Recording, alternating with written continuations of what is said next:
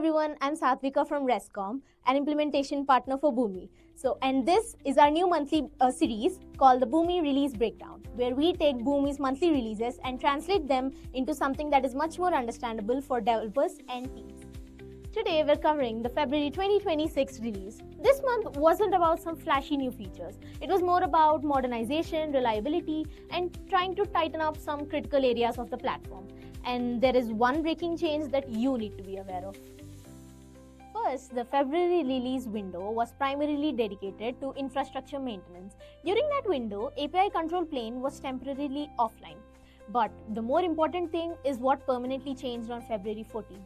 Integer IDs in API control plane APIs have officially been retired. So, what should you check? Review any direct API control plane calls. Make sure you're not referencing numeric IDs and confirm that you're using UUID-based endpoints moving forward. Keep it direct and actionable. Previously, some API endpoints use simple numeric identifiers. For example, you could reference an API using something like this. That's no longer supported. As of February 14, you must use UUIDs instead, which are long globally unique identifiers. So, what does this mean in real life? If you've hard-coded integer IDs anywhere, in scripts, automation tools, monitoring systems, or CI/CD processes, those calls will now fail.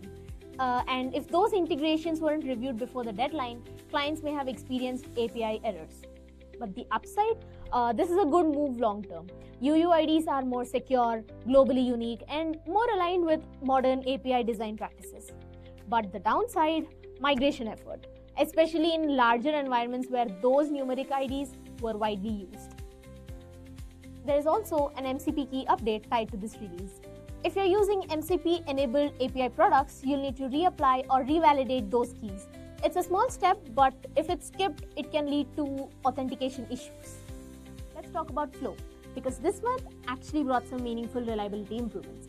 First, logging for unrecoverable database connection issues in the Flow MCR runtime has been improved. If you have ever struggled to understand why a runtime connection failed, clearer logging makes troubleshooting much faster. There was also an important fix to the state expiry logic. Previously, when using environments, state expiry preferences weren't being respected and defaulted to 14 days. That is now corrected.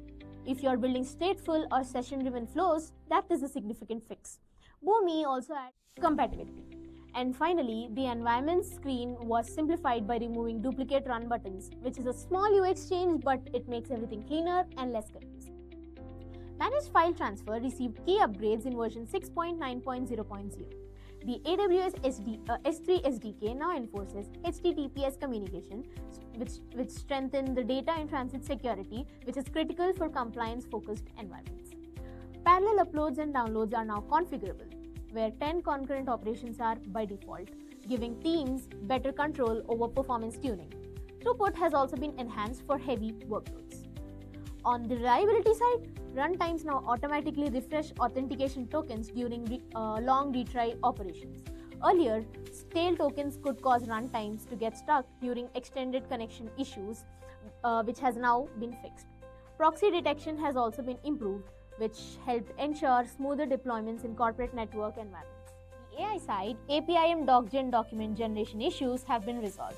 Business overview and technical summary outputs now generate reliably without causing any errors.